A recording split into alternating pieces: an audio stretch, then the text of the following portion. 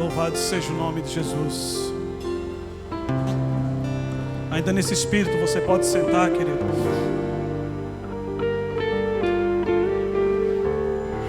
Já abre a tua Bíblia no Salmo 84.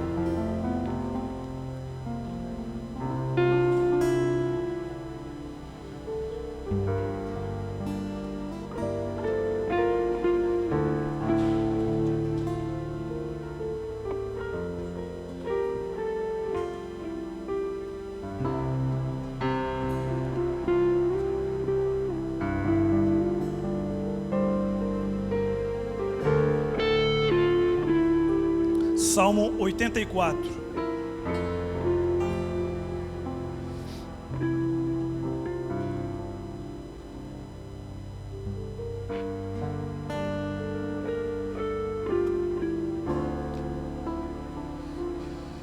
Quão amáveis são os teus tabernáculos, Senhor dos exércitos.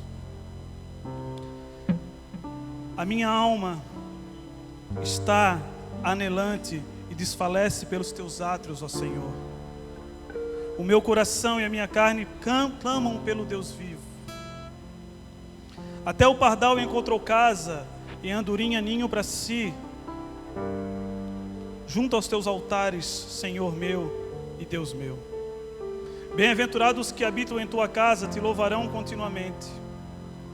Bem-aventurado o homem cuja força está em ti e cujo coração estão nos teus caminhos aplanados, o qual, passando pelo vale de Baca, que quer dizer lágrimas, faz dele uma fonte. A chuva também enche os seus reservatórios. Pula lá para o versículo 10. Porque mais vale um dia nos teus átrios do que 1000 em outra parte. Eu preferiria estar à porta da casa do meu Deus do que habitar nas tendas da impiedade. Porque o Senhor é um Deus, só o escudo. O Senhor dará graça e glória, não negará bem algum aos que andam em retidão.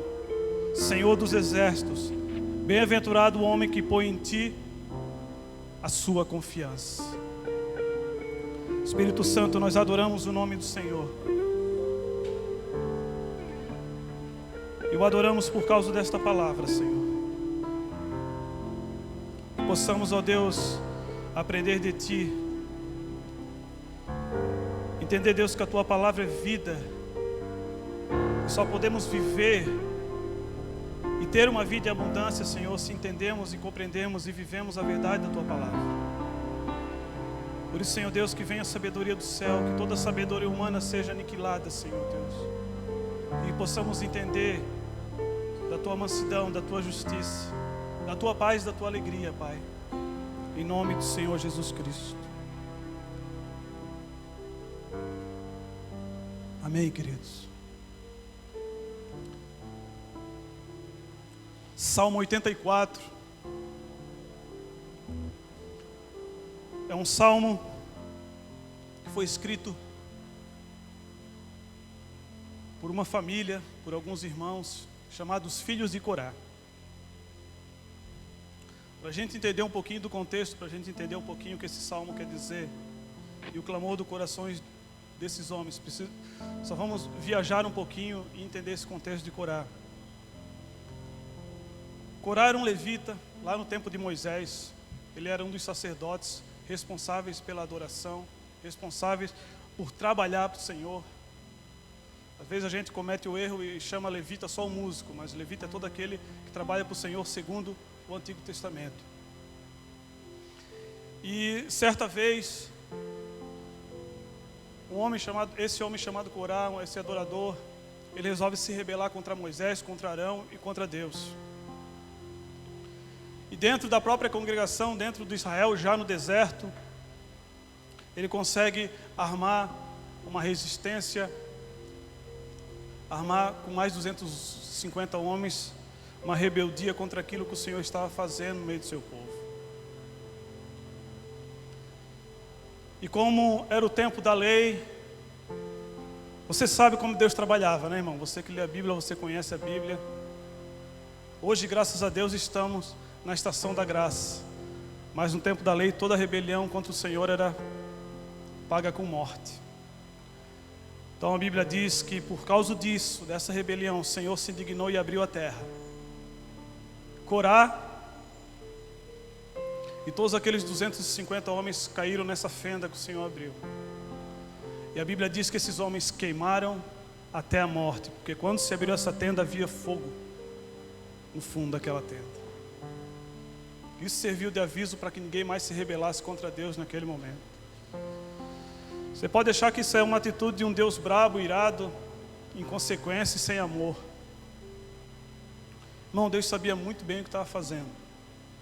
Porque só dessa forma, embora tivesse que durar 40 dias, durou 40 anos, mas dessa forma, nesse agir, nessa conduta de Deus, aquele povo conseguiu chegar à terra prometida depois de 40 anos. Isso está escrito em Números capítulo 16, depois você lê em casa. Mas mais na frente, o Senhor falando a Moisés, o Senhor fala: olha, eu vou exercer com misericórdia, e os filhos de Corá não morrerão. Porém, eles nunca mais entrarão em minha presença. Continuarão me servindo, mas nunca mais entrarão em minha presença. Irmão, eles perderam o sacerdócio, o legado levítico. Eles ficaram sem herança, sem paz, jogados. Só não foram expulsos da congregação porque eles tinham sangue judeu, tinham sangue hebreu correndo nas suas veias. Esse povo foi esquecido, precisava trabalhar para Deus sem adentrar na presença de Deus, coisa terrível. Você já pensou, você que faz alguma coisa para Deus, toca, canta, cuida dos carros, está na portaria, líder de grupo, alguma coisa, tendo que trabalhar por anos, anos e anos, gerações e gerações, sem poder estar na presença do Senhor? Foi isso que aconteceu com os filhos de Corá. Se fosse qualquer um de nós, tinha desistido, irmão. Se fosse qualquer um de nós, já tinha amaldiçoado o dia do seu nascimento.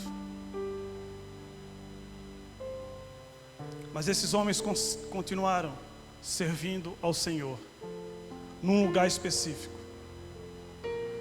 nas portas. Não podiam entrar nos átrios. O templo, irmão, primeiro o tabernáculo, depois o templo, ele era dividido em 3 partes. Ele tinha os átrios, que era da cerca até um lugar fechado. Naquele lugar fechado era o lugar santo. E dentro daquele lugar fechado, dentro de uma cortina havia a arca do Senhor, a arca da aliança. Ali era o santo dos santos. Esses homens não podiam nem entrar nos átrios, eles tinham que ficar fora dos átrios. E a função que foi dada para eles era controlar quem entrava e quem saía.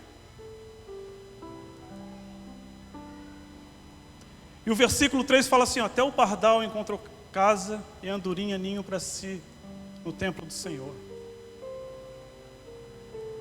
Irmão, embora eles tinham perdido tudo, embora eles eram uma família a qual ninguém dava nada,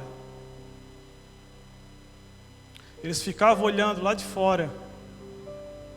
Pensa você aqui, irmão, lá no portão, você lá cuidando do portão, e você via que as andorinhas entravam por alguma fresta e podiam entrar no templo do Senhor. Os pardais entravam para fazer o seu ninho e você não podia entrar.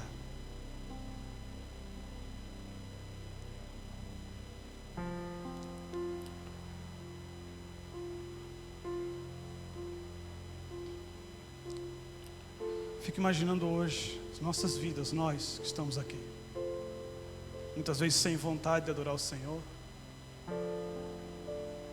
muitas vezes gelados em Deus, tendo todo o privilégio, todo o acesso, toda a oportunidade de estar na presença do Senhor através do sangue de Cristo, não através do que você faz, mas através do que Ele fez.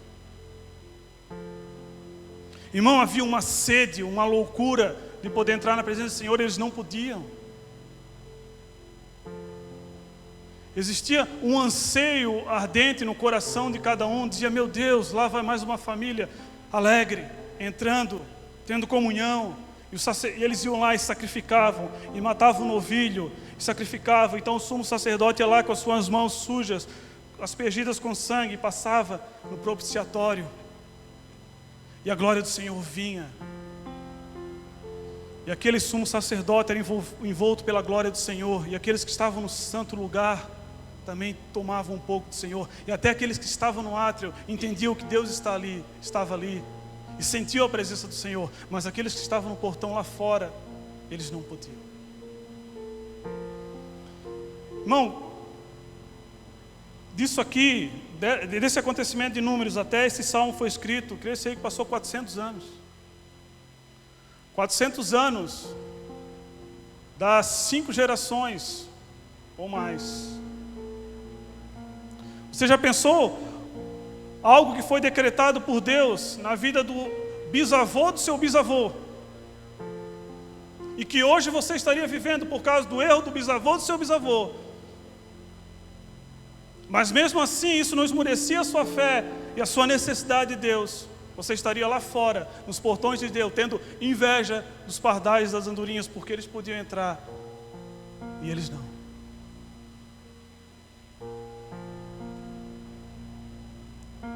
Eu tenho certeza que nada, absolutamente nada, de tão grave aconteceu na vida de ninguém que está aqui nesse lugar hoje. Ninguém teve um decreto tão pesado quanto esse. E mesmo que tivéssemos, não seria um argumento para não estarmos na presença de Deus. Porque a maldição familiar foi trocada pelo desejo e o anseio de adorar o Senhor e estar com o Senhor.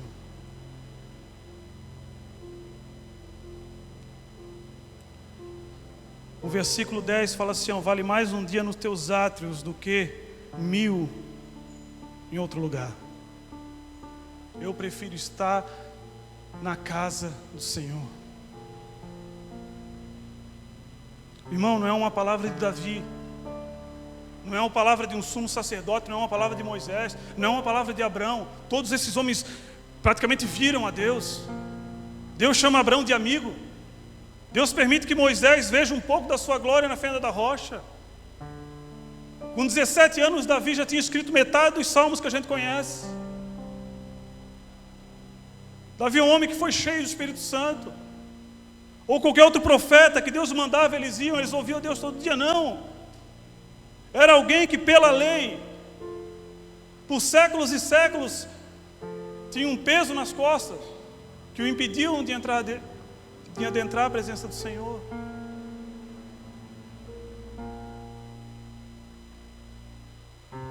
Mas isso colocou grades exteriores, mas não interiores.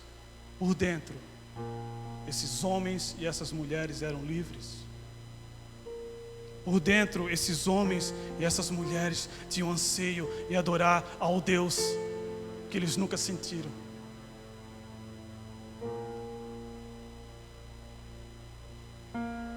Havia um desespero,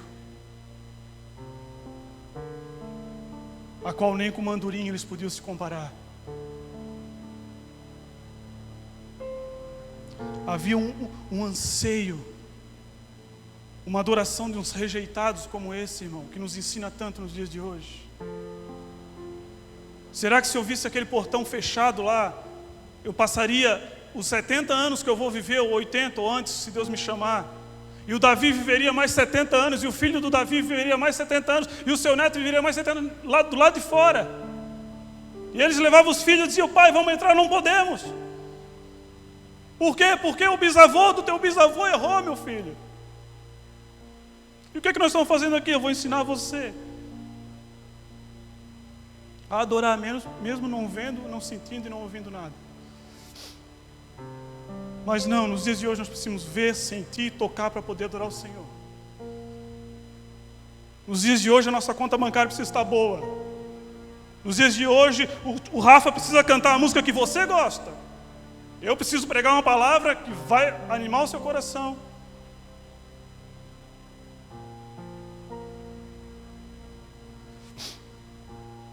Porque entramos nesse lugar, nos sentamos nessa cadeira e queremos um grande cardápio, onde queremos escolher o que vamos comer do Senhor. Sabe qual era o cardápio dessa geração? fechado, não entra, não pode.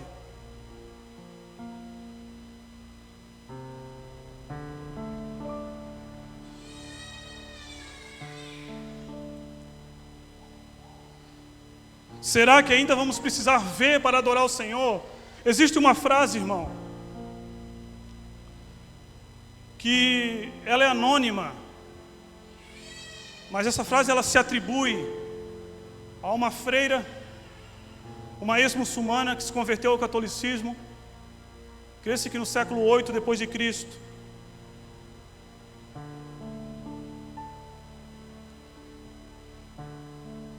Ela, deixa eu ver se eu me lembro, mas ela marcou profundamente a minha vida e marca até hoje. Ela fala assim, ó: Senhor, se eu te adorar por medo das trevas, queima-me no inferno. Se eu te adorar por causa do céu, exclua-me do céu. Mas se eu te adorar por quem tu és, não esconda de mim a tua face.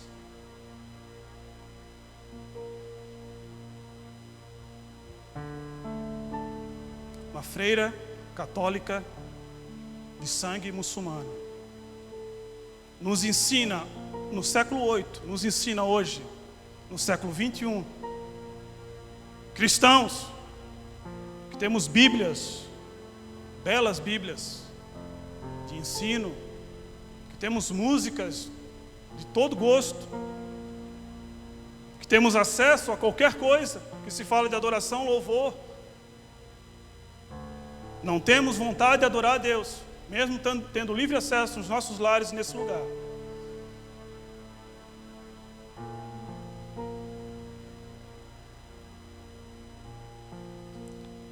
Irmão, por isso que muitas vezes a nossa vida, vamos supor que a gente viva 70 anos, 65 anos é luta, 67 anos é desespero, é deserto. Por quê? Porque Deus gosta de ver um filho no deserto? Não, irmão, você nasceu para comer o melhor dessa terra. Jesus veio para nos dar vida e vida em abundância. Porém, às vezes, só quando estamos no deserto, temos a consciência de que precisamos olhar para Deus e adorá-lo. Deus nunca vai desistir de um filho seu, irmão. Nunca. Nunca vai desistir. E os métodos que Ele vai usar para nos atrair a sua presença novamente, ou para que possamos livre adorá-lo, geralmente não são os métodos que queríamos, ou que gostaríamos que acontecesse. Mas Deus sabe tudo isso? Claro que sabe, irmão. Deus compreende isso? Claro que compreende. Ele não poupou seu próprio filho. A Bíblia fala que depois que o Senhor foi batizado por João Batista no Rio Jordão, o Espírito levou ele para onde? Para o culto, para a festa, para a reunião de oração, para a célula. Para onde que o Espírito levou o Senhor após o seu batismo? Para o deserto, para cantar louvores. Levou mais os seus discípulos para tocar um violão? Não, irmão, ele foi sozinho, para enfrentar de frente a frente alguém que talvez a gente nunca enfrentou. Era a própria figura de Satanás na frente de Jesus, fazendo um monte de proposta que cabiam naquele momento, que aparentemente não eram pecaminosas, que tinham a aparência de suprir as suas necessidades naquele momento.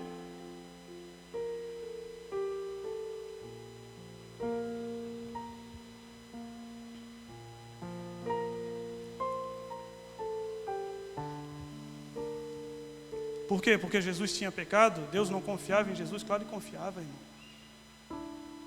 Mas não foi a divindade que estava sobre ele que o tirou daquele lugar, que fez o triunfar. Mas foi o coração de adorador do homem, Jesus de Nazaré, que o tirou daquele lugar. Porque quando estamos conectados com Deus, irmão, o Espírito Santo dará a palavra certa no momento certo. 40 dias era o caminho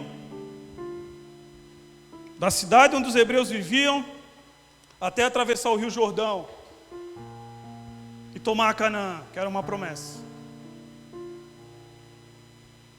Ficaram 40 anos Por quê? Porque não entenderam o propósito ao que Deus tinha falado a Moisés. Moisés, tira o meu povo do Egito, leva para o deserto para quê? Para sofrer, para passar necessidade, para morrer. Qual foi a ordem de Deus, irmão? Você conhece a Bíblia? Moisés, tira o meu povo do Egito e leva para o deserto para que livres eles me adorem. Mas nós fizemos totalmente o contrário. Quando vamos para o deserto, nós esmorecemos. Quando nós vamos para o deserto, nós achamos que Deus esqueceu de nós.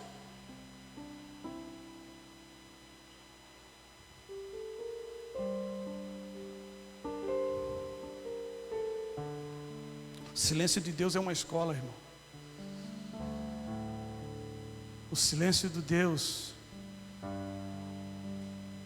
não é nada mais para que possamos ir mais fundo. Pisou, não vejo nada, vai um pouquinho mais fundo. A água está na cintura, não vejo nada, vai um pouquinho mais fundo. Eu vou afundar, é aí que eu quero. Eu não dou mais pé, é aí que eu quero entrar. O propósito de Deus, o Ed pregou, deve fazer uns 2 anos que o Ed pregou isso. O propósito de Deus em levar Ezequiel naquela visão das águas que davam nos artelhos, nos joelhos, nos lombos, e depois ele perdia o pé.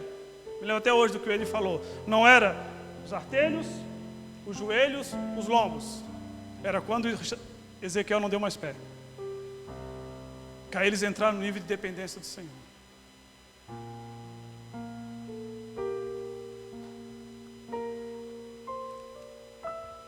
Quinta-feira nós estávamos no grupo.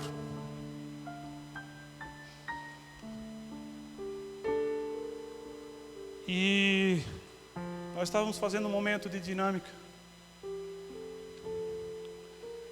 E um dos homens de Deus que estava ali, a dinâmica era com alguns objetos, ele pegou um controle. Ele falou assim: olha, pessoal, eu peguei esse controle. Porque até aqui, eu tentei na minha força, no meu jeito, da minha forma, controlar a minha vida e da minha família. Mas hoje eu decidi que eu vou entregar esse controle para Deus.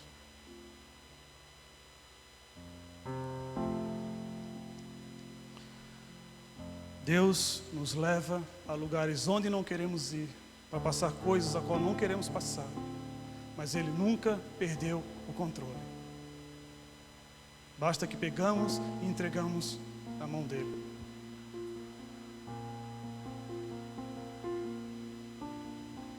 Isso é o caráter do coração de alguém que aprendeu a adorar o Senhor em espírito e em verdade.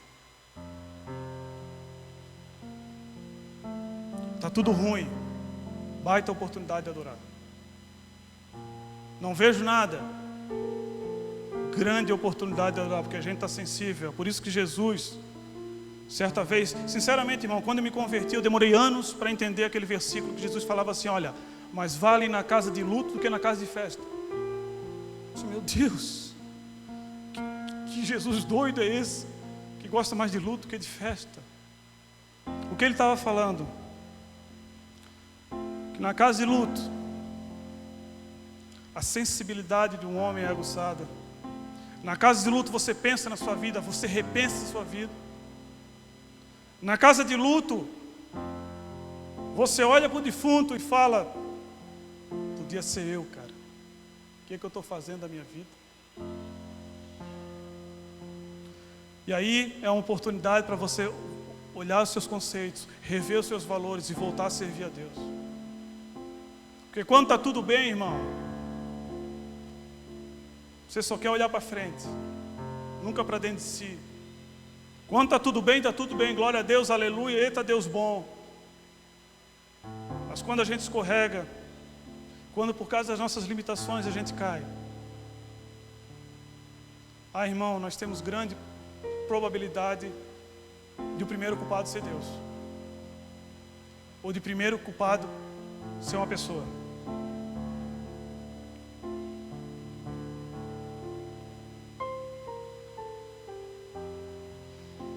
Irmão, preste atenção no que eu vou te falar. Deus, pela sua graça e misericórdia, me fez líder de um ministério. Assim como fez o Júnior, assim como fez o Jean, assim como fez o Alex. E assim como vocês, nós somos homens sujeitos a erros, limitados, que dependem da graça e da misericórdia de Deus todo dia, não é, Jean? Nós podemos errar, podemos, irmão. Às vezes você anseia algo que a gente não consegue oferecer. Às vezes, irmão, as pessoas esperam ouvir algo, ouvir uma atitude, e nós erramos, vacilamos, escorregamos. Eu não estou falando de caráter. Agora deixa eu te dizer algo que eu aprendi com um homem de Deus um tempo atrás. Você não pode parar os nossos erros. Você não pode deixar de seguir, servir e amar a Deus por causa dos nossos erros. Por isso que Paulo fala, olha, não que eu tenha alcançado que seja perfeito, mas uma coisa eu faço, esquecendo as coisas que para trás ficam, eu prossigo para o alvo. É uma luta todo dia a minha vida, a minha também, irmão. É um leão por dia, é um leão por dia. Mas quando o véu se rasgou, quando Jesus deu seu último respiro de vida, a Bíblia diz que literalmente, isso não é uma figura simbólica, isso é literal, o véu do templo, daquilo que a gente falou no começo, que separava o lugar santo do santo dos santos, rasgou. Profeticamente aquele lugar se moveu, profeticamente queria dizer, agora não tem mais separação, todo mundo pode entrar na minha presença, porque alguém pagou o preço pela maldição de vocês. Nós temos livre acesso, irmão. Nós temos a oportunidade de todo dia dobrarmos o nosso joelho. E por que não fizemos? Porque ainda somos autossuficientes. Porque ainda achamos que na nossa força conseguimos. Porque achamos que Deus não está nem aí para o meu problema, eu tenho que resolver sozinho. Porque achamos que Deus desistiu de nós. Tudo que o diabo quer, o inimigo das nossas almas quer, é que quando erramos, ou vacilamos, ou esmurecemos, paramos de estar com Deus, de adorar, de ler a palavra, de orar. É tudo que o diabo espera, irmão. Tudo que o diabo teme é uma igreja quente. E tudo que o diabo não tem é uma igreja fria. Um homem, uma mulher de Deus frio, que não exala Cristo, que não vive Cristo, que não conhece a palavra, que não adora o Senhor, que não lê a palavra, que não ora. Esse é o grande propósito do diabo nas nossas vidas. Ah, o diabo tem. Eu aprendi isso hoje. Deus tem propósito na nossa vida, o diabo também tem.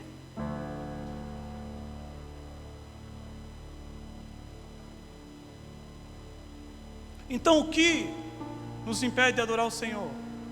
O que nos impede de nos render ao Senhor? Ah, mas eu estou em pecado. Quem falou que você precisa estar sem pecado para adorar o Senhor?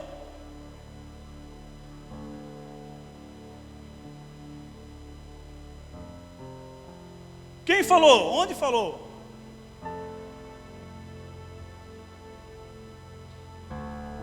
Aqui aconteceu, antes de Jesus Cristo. Mesmo assim, o anseio de adorar o Senhor cancelou o decreto de maldição sobre aquela família. Se a gente for ver lá em Crônicas, os filhos de Corá já estavam dentro do templo adorando o Senhor. Depois que Esdras reconstrói o templo, depois que Neemias fecha os muros, os filhos de Corá estavam lá dentro. Por quê? Porque durante 400, 500 anos, aquele decreto que tirava eles da presença do Deus no exterior, estava derrubado já no interior. Porque aquelas grades eram menor que a sede e a fome de Deus que aqueles homens e aquelas mulheres tinham. Isso é viver por fé. Se você está vendo e crendo, desculpe, irmão, isso é esperança. Se você está crendo sem ver nada, isso é fé. Certa vez, assim que eu me converti, alguns meses depois, nós estávamos no período de oração, lá na casa do pastor Gelson. A gente ficou, irmão, 4 horas na presença do Senhor. Eu acho que foi o dia mais glorioso da minha vida, de presença de Deus que eu vivi na minha vida, das 7 às 11 da manhã. Nós choramos tanto que, humanamente, irmão, nós teríamos desidratado. E teve um dos rapazes que trouxe uma palavra de fé, e eu comecei a orar a Deus, e eu ainda era muito novo, eu não entendia o que era fé, o que era confiança, o que era esperança. Meu Deus, o que eu estou vivendo é fé. Eu já falei isso aqui, Deus me deu uma visão, se no meu espírito, se na minha alma, não sei, mas foi Deus que falou comigo. E Ele mostrou para mim um trilho de trem. E nesse momento eu olhei para aquele trilho de trem e vi uma luz lá no fundo, pequenininha, minúscula. O Senhor me falou: filho, isso é confiança. Aí apagou aquela imagem do meu coração e veio a nova imagem, com o mesmo trilho, o mesmo túnel. Eu olhei naquele fundo e não vinha nada. Aí o Senhor me falou: isso é fé. Você não vê, mas você sabe que vai ver. Você não vê, mas você sabe que vai suportar. É por isso que essa fé mentirosa e barata que está na televisão, uma fé que é subjugada a um envelope com uma certa quantia de dinheiro, uma fé que é subjugada a uma cura física, isso não é fé, irmão. Isso é uma coisa que os homens inventaram. Uma fé onde você faz propina com Deus. O irmão deu 100, mas se eu dou 1000, Deus me dá 10.000. Isso é propina, isso se faz lá em Brasília, não no reino de Deus. A fé que Paulo, que Jesus, que Tiago, que Pedro ensina é uma fé para suportar as coisas. É uma fé para não ver nada na sua frente, mas mesmo assim eu continuo acreditando. Isso é a fé de um adorador, irmão. Eu não vejo nada, continuo enfermo, mas eu continuo crendo. Isso é fé. Geladeira está vazia, eu olho no armário, irmão, tem 1 quilo de sal. Barato, né? Já foi mais barato o sal, né? Mas ainda é barato. Eu continuo crendo, porque amanhã eu vou acordar e eu vou viver o dia do meu milagre. Isso é fé. Agora, quando tudo está bem, eu olho e dou glória a Deus. Isso é gratidão, simplesmente, querido.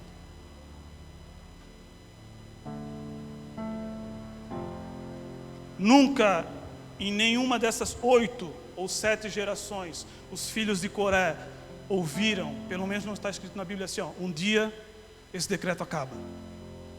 Um dia vocês poderão entrar no templo. Um dia vocês poderão adorar o Senhor livres. Nunca. Nunca. Porque quando Davi institui os adoradores que adorariam o Senhor 24 horas, 7 dias por semana, naquela escala não estão os filhos de Coré. Quando Salomão constrói o templo, e na escala de oração, intercessão e proclamação da palavra, 24 horas, 7 dias por semana, os filhos de Corá não estavam.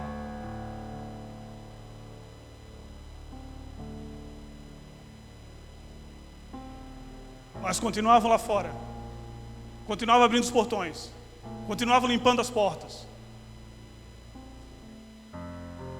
continuavam dando o melhor de si, embora não viam recompensa. A pior coisa na tradição judaica é você não ter genealogia. A pior coisa na tradição judaica é você não saber quem é o seu pai. No entanto, que quando algum profeta ou algum homem de Deus fazia algo e vinha diante de rei, a primeira coisa que o rei perguntava: rapaz, quem é o teu pai? Porque isso tinha muito valor. E nós deveríamos beber um pouco do judaísmo nessa parte também. Esses caras não sabiam quem eram seus pais, porque morreram naquela fenda. Por isso, mais um motivo para toda a sociedade rejeitá-lo.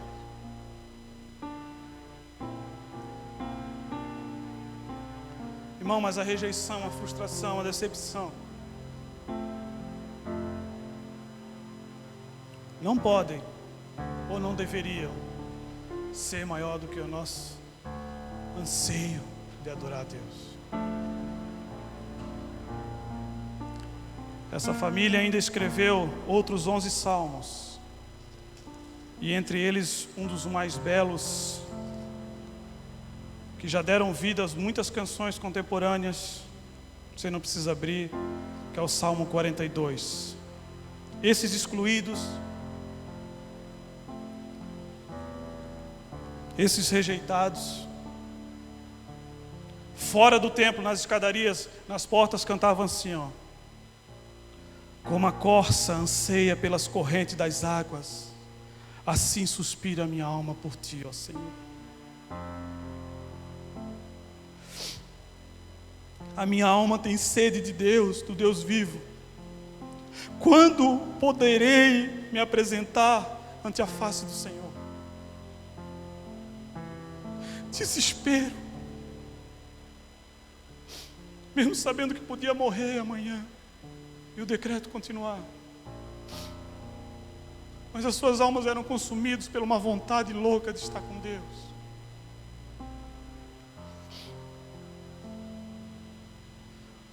O que nos fez parar, irmão? Alguém de vocês andou nu porque não tinha uma roupa para vestir essa semana? Alguém de vocês precisou ir para o sinal pedir moeda para comer? Alguém de vocês não leu a palavra porque não tem dinheiro para comprar uma Bíblia? Algum de vocês não cantou um louvor a Deus porque não tem um tocador de CD ou qualquer coisa, qualquer mídia? Eu duvido que alguém não tenha alguma forma de ouvir música. Eu duvido que alguém não tenha uma Bíblia em casa. Eu duvido que alguém passou fome ou necessidade.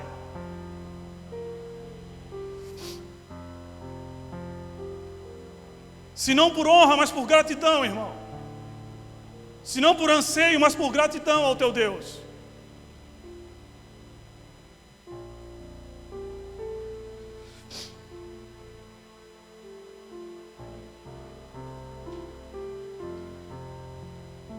Esses homens resolveram mudar, construir uma nova história, mesmo que excluídos, que rejeitados, que impedidos.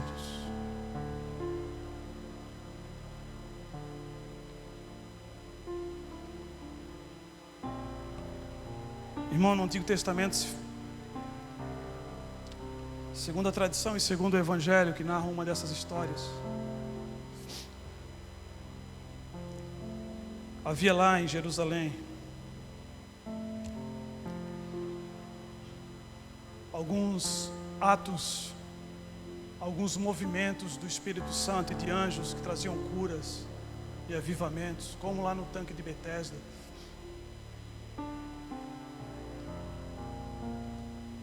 Pensa essa família que não podia entrar ao Senhor, estava com algum enfermo nas escadarias, esperando cura, e alguém entrava com alguma enfermidade, ou cego, ou leproso, e saía curado. Pensa no desespero. A Bíblia diz que de ano em ano vinha um anjo e balançava as águas de um tanque chamado Betesda, e a pessoa que estava enferma tinha que ir lá naquele momento ser mergulhada e tirada, e ela saía limpa, curada.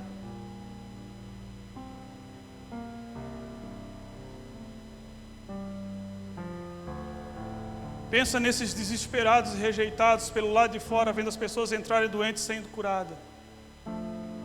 Entrar desanimada e sair animada, porque tiveram um momento da presença do Senhor. Entrando com pecado e saindo sem pecado, porque o sacrifício que o sumo sacerdote fazia cancelava o pecado do povo.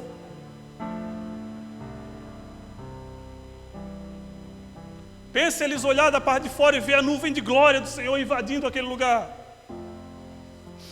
A Shekinah de Deus sendo forte, intensa naquele lugar. Eles diziam para os outros, como está escrito aqui: quando eu poderei entrar na presença desse Deus?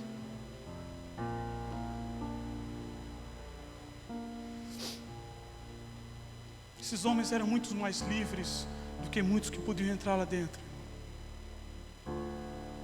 Esses homens eram muito mais livres do que talvez o próprio sumo sacerdote, que sujava a sua mão de sangue, do sangue do cordeiro, e aspergia em cima da arca, e o Senhor vinha.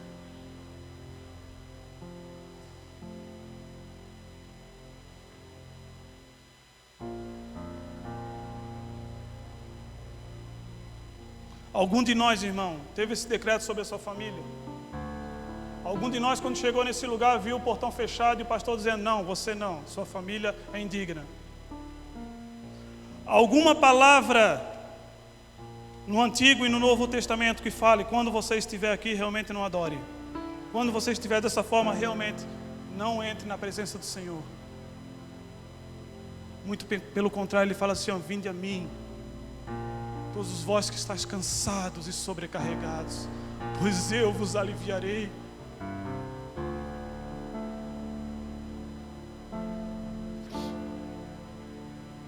Venha como estás.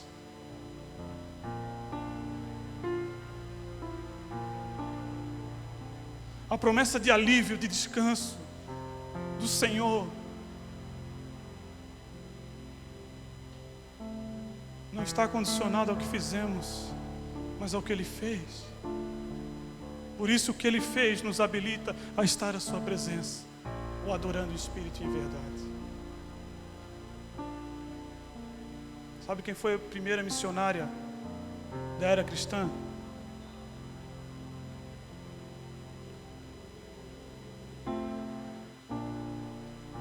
Foi Pedro, Paulo, Tiago, João? Não, irmão. Foi uma mulher que já tinha tido 5 casamentos. E o relacionamento que ela estava naquele momento era um relacionamento de fornicação. Ou seja, aquele cara que ela estava dormindo não era marido dela. Por causa que ela se aproximou para Deus, de Jesus, no poço de Jacó, abriu a sua vida para Jesus. Jesus falou: olha, mulher, se você beber da água que eu dou, você nunca mais terá sede. Essa mulher dizia: ele é o Messias. Foi e trouxe a cidade, a sua vila inteira para ouvir Jesus. A nossa adoração, o nosso momento de estar diante de Deus e abrir nosso coração pode transformar nossa vida de uma prostituta a uma missionária.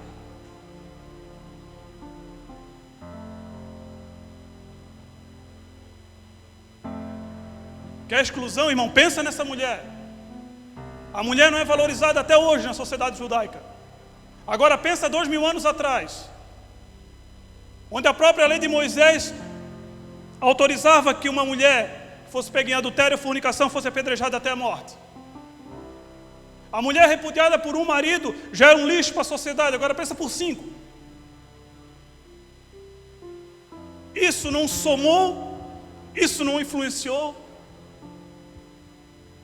a obra de Deus na sua vida, e sim a forma com que ela abriu o coração e reconheceu que aquele que falava era o Messias. Então 5 minutos, porque se você ler, não durou 5 minutos essa conversa. Fizeram essa mulher de uma prostituta uma missionária. E nós ainda achamos que existem métodos para adorar o Senhor. Nós ainda achamos que precisamos ser bons para adorar o Senhor. Nós ainda achamos que precisamos passar por liturgias, por momentos para adorar o Senhor.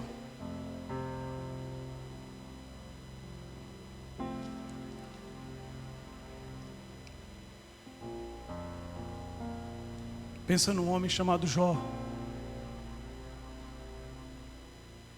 sem filho, sem propriedade, sem dinheiro, a lepra comendo seu corpo,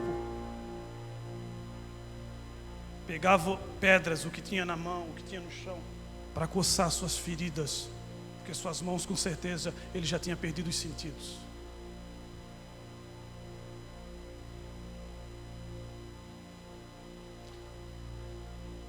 Esse homem podia nos ensinar a dizer assim: queridos, quando você estiver nessa situação, realmente é porque Deus não está com você. As palavras da boca de Jó foram assim: eu sei que o meu Redentor vive, em breve se levantará em meu favor. Perdeu tudo menos a esposa. De um homem próspero se tornou um homem miserável, cheio de ferida.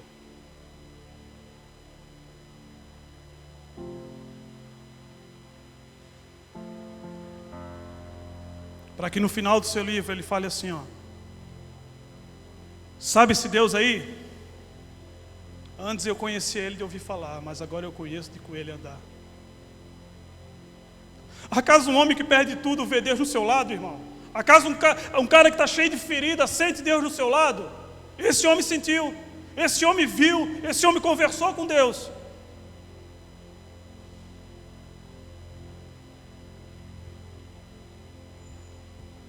Isso é adorar em meio à guerra. Isso é adorar em meio à tribulação. Isso é o exemplo de alguém que não sabia que o sangue de Cristo um dia nos autorizaria a entrar na presença do Senhor. Milhares de anos antes de Cristo, Jó viveu isso. E hoje, 2000 anos depois de Cristo,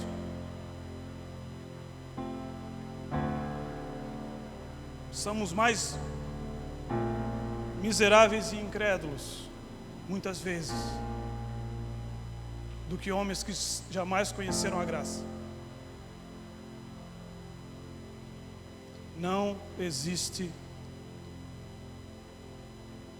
método, não existe liturgia, não existe receita de bolo para adorar o Senhor. Não existe situação que nos capacite, não existe atitude nossa que nos habilite.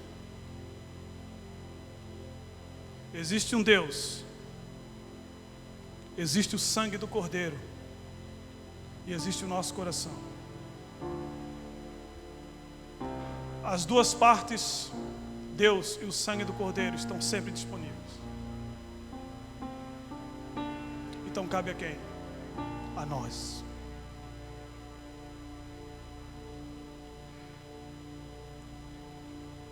Para terminar,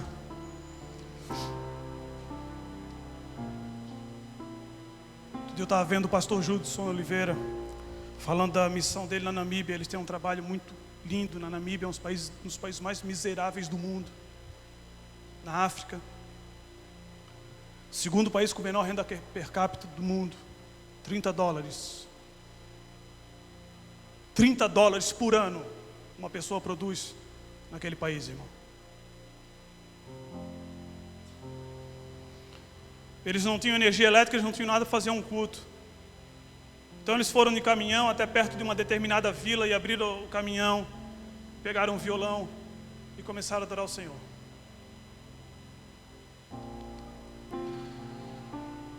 Mulheres viajavam com crianças amarradas ao seu peito.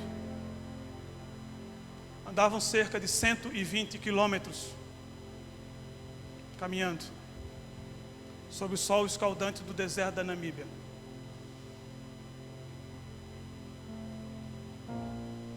Na frente de onde eles estavam adorando tinha uma aldeia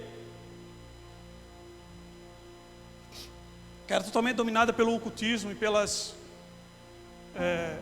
feitiçarias, que estavam fazendo trabalhos e matando animais justamente para que aquele culto acabasse.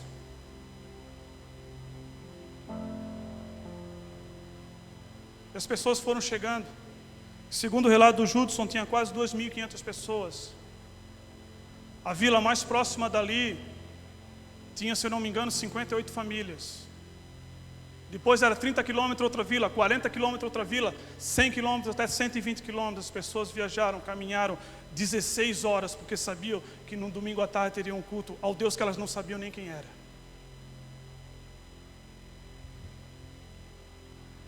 Dez minutos de culto, a adoração daqueles miseráveis era tão profunda e tão intensa, que aqueles que estavam lá fazendo trabalho de feitiçaria ou foram embora ou se juntaram.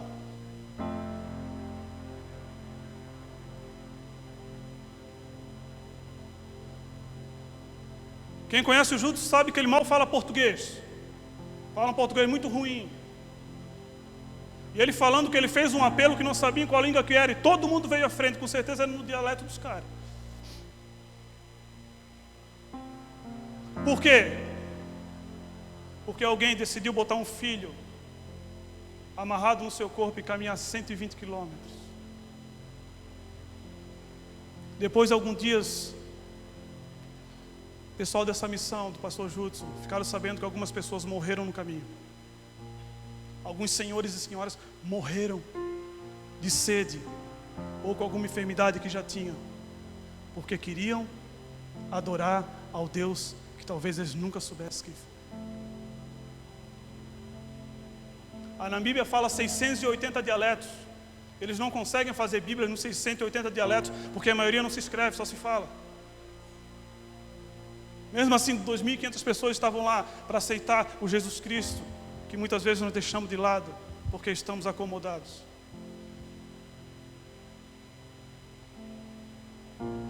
Porque está calor, eu não venho na igreja. Porque está chovendo, eu não venho. Porque deu uma dor de cabeça, eu não venho.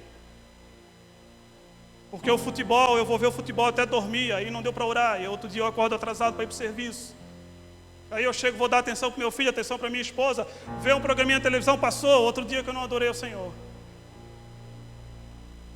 Enquanto isso, o Senhor está se manifestando na Namíbia, na Coreia do Norte, lugares onde não tem Bíblia, não tem culto, não tem adoração, não tem reunião de oração, não tem célula, não tem palavra, não tem violão. Mas existe sede e fome de Deus. Quem é mais livre, irmão? O povo da Namíbia ou nós? Eles vivem uma ditadura muçulmana e existem 38 guerrilhas há 48 anos assolando aquela nação com uma guerra civil. Questão de etnia. Mesmo assim, um culto que não foi anunciado pela televisão, nem pelo rádio, nem pelo panfleto, 2.500 pessoas aceitaram Cristo. Seja sincero comigo, irmão. Existe argumento para não adorarmos o Senhor. Existe situação que nos impeça de entrar na presença de Deus.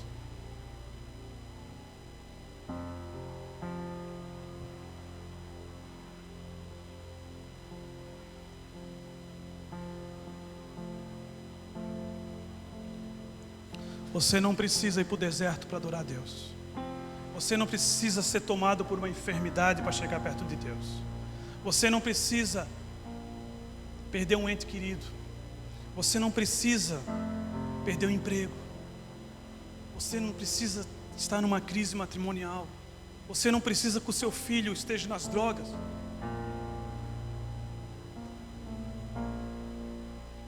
Não, irmão. Não permita que o diabo tire nada de você. Esteja perto de Deus, adore o Senhor. Revista-se. Eu não sei cantar, eu também não, irmão. Ainda bem que eu prego se fosse cantar, e mesmo que você não vinha.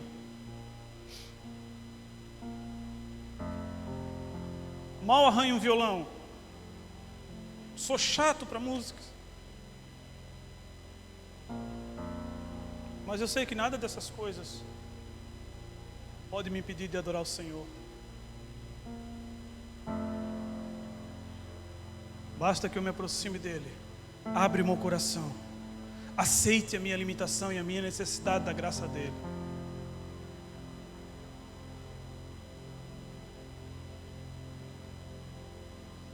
Por isso que ele fala para Paulo assim, ó. Paulo falou que tinha algo, irmão, que ninguém sabe. Se alguém pregou para você que é tal coisa, irmão, não acredite, porque a Bíblia não fala. Paulo só fala que tinha um espinho na carne. Ele falou, ó, por 3 vezes eu orei. E por 3 vezes Deus me falou, Paulo, a minha graça te basta. Porque o meu poder se manifesta na tua fraqueza. O meu poder se aperfeiçoa na tua fraqueza. Por isso que Tiago fala, humilhai-vos diante da poderosa mão do Senhor e Ele vos exaltará. Você não precisa que a sua alegria se transforme em lágrimas. Você não precisa que a sua veste de louvor se transforme em cinza, muito pelo contrário. Isaías 61. O Espírito de Deus está sobre mim. E Ele me ungiu para pregar as boas novas de salvação, da liberdade aos cativos.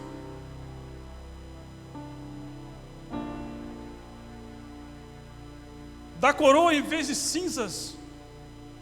Vestes de louvor ao invés de espírito abatido. Isso fala de um lugar de adoração. Ah, mas eu não sei. Vá diante dele, porque a Bíblia fala que o próprio Espírito nos ensina a adorar e nos gera sede e fome dele. Eu não sei orar. Confesse isso ao Senhor, porque a Bíblia também diz que esse mesmo Espírito intercede por nós com gemidos inexprimíveis. Ou seja, uma linguagem do céu, dele para ele. Mas ele intercede por alguém que está com ele. Para de transformar esses 40 dias que o Senhor determinou de deserto sobre a tua vida em 40 anos, irmão.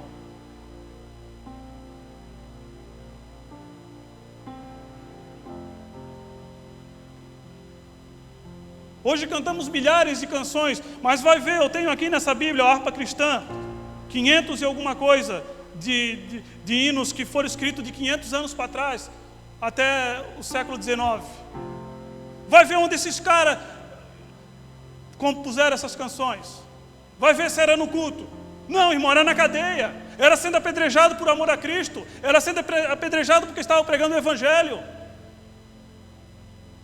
Amazing Grace, que é uma das músicas mais conhecidas, você sabe onde nasceu aquela música? Onde foram escritos os primeiros 3 estrofes? Dentro de um navio negreiro.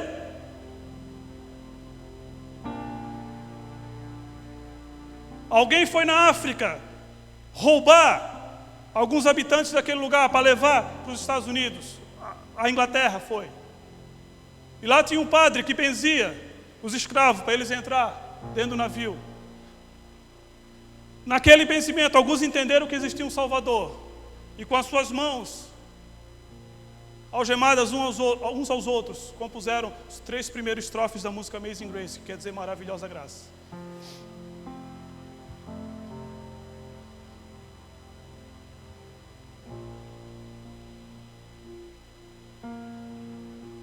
Quem nos impede de adorar o Senhor?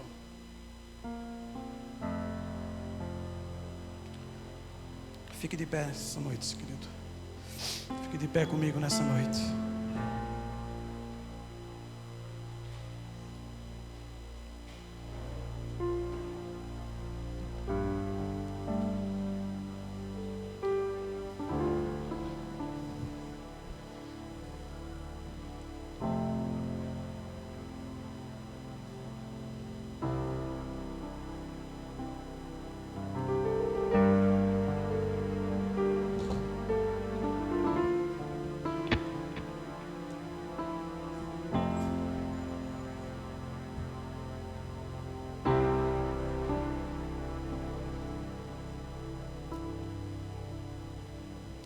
No Museu da Bíblia,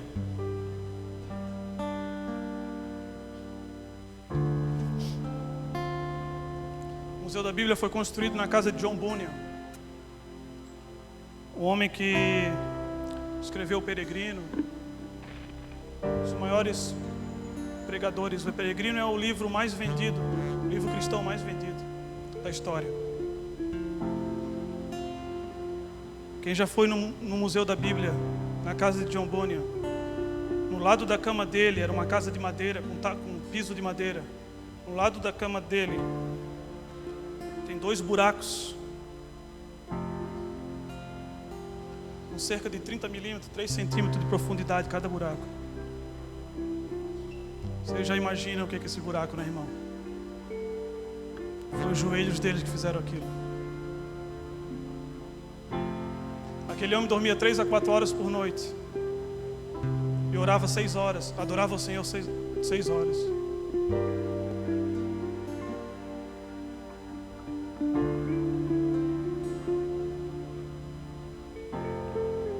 Tinha dias, eu tenho o livro Graça Abundante para o Principal dos Pecadores, escrito pelo John Bunyan. Ele fala que tinha dias que ele não falava uma só palavra, que a oração não saía da sua boca. Ele só cantava um cântico numa língua e numa palavra que ele nunca entendeu até o dia da sua morte. Mas o Senhor estava naquele lugar.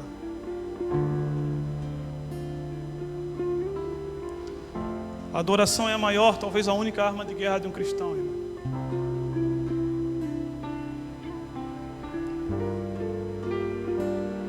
Nós só perdemos para o diabo se nós não conhecemos a palavra de Deus e não adoramos. A gente só perde o diabo dessa forma.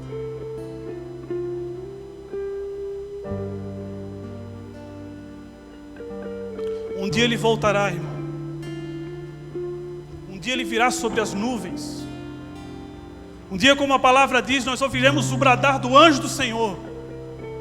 E os que antes de nós morreram, ressuscitarão com ele.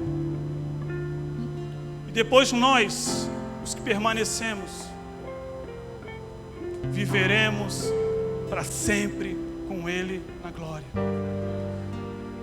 E lá, segundo Apocalipse, nós cantaremos um cântico que a Bíblia diz que o mundo não pode conhecer. Ninguém, a não ser o que estava sentado no trono, entendia o que aqueles 144 mil estavam cantando.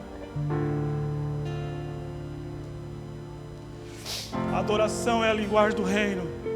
Desde a criação, leia Jó capítulo 38.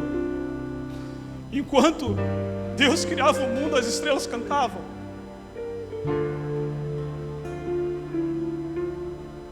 Satanás foi expulso do céu porque não queria mais adorar o Senhor, queria adoração para si. Jesus, quando foi para ser crucificado, ele foi do lugar da última ceia até o Getsemane fazendo o quê? Cantando.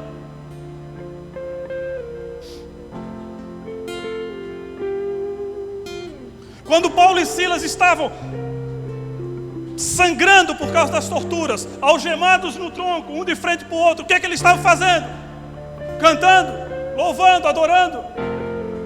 E o que é que nós vamos fazer quando Jesus voltar a adorar? Então, qual é a linguagem do reino? Então a gente fica mudos no reino de Deus quando nós não adoramos o Senhor.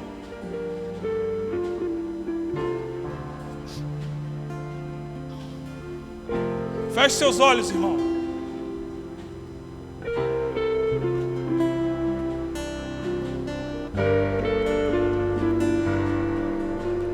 Você, assim como eu, fomos criados e eleitos no Senhor antes da fundação desse mundo. Efésios 1:4.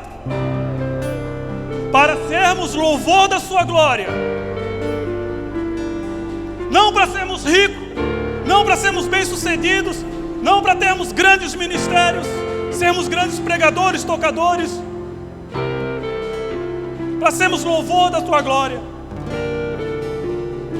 Porque uma música tocada sem o coração do adorador é simplesmente música. Isso o mundo também sabe fazer, às vezes melhor do que nós.